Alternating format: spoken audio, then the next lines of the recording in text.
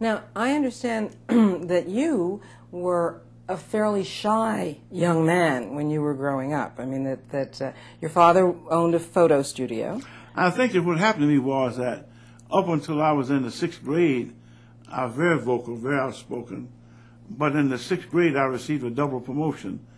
They used to keep the class size in order by promoting a few people early in the term to go into the next upper class. So when I was about 10, the principal walked in the room one day and called out 10 names, and we went to the next class. And I was already young for my class. And when I went from the 6th to the 7th grade, it made the problem a little worse because there the boys and girls were much older. I finished high school at 16, and most of the young people finished at 18, 19, and some even 20. So when I went to the 7th grade, it looked like I suffered a little cultural shock. I never quite recovered in terms of social graces. And when I was in law school, it became manifest. I had a difficult time even reciting answers to questions.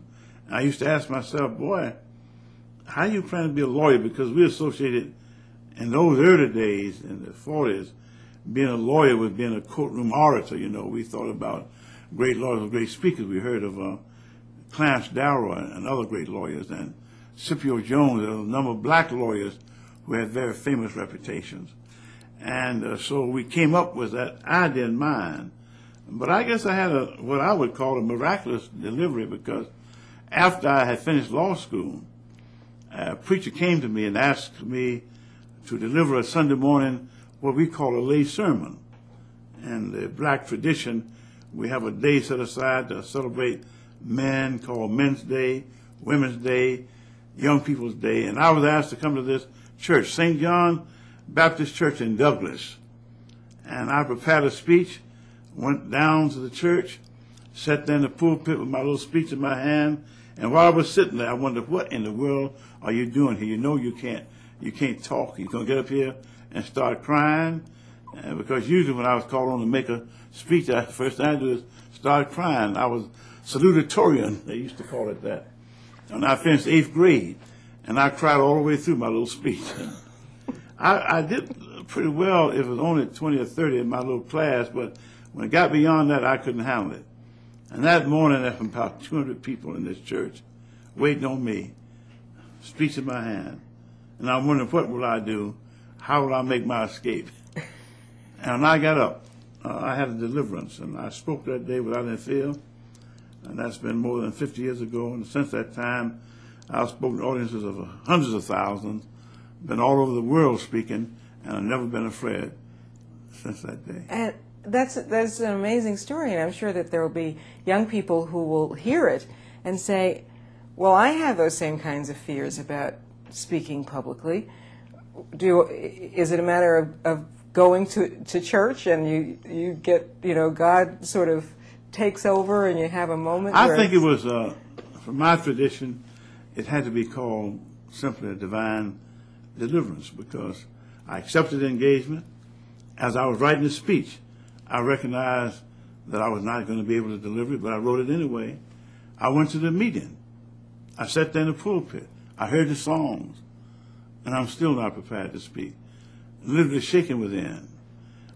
When I would go to my father, I was practicing law. My father had a school with photography, and he'd asked me to come down and speak to the student body, which was about 40. And I was stumbling and bumbling. It was awful, and I couldn't reside in my class in high school. One day, they called me to read the scripture, and accidentally I got a hold of that chapter that says, and so begot so-and-so, and every name was bigger than the next, and finally the teacher just took me and said, sit down. I was mispronouncing every name, crying, tears wet in the Bible.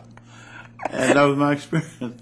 Law school, I couldn't make it. Oh, so I think I had a divine deliverance, and I have been grateful for it since that time. I was the only black person to this day ever to be invited to speak and make a major address before both the Republican and Democratic conventions. I spoke to the Republican convention in Detroit, Later went to New York and spoke before the Democratic Convention, and the Detroit Free Press said that my speech in Detroit was one of the speeches that the Republicans really ought to have listened to, because it was profound in its importance. And to keep from being tricked, I wrote one speech and delivered it to both audiences. Good policy.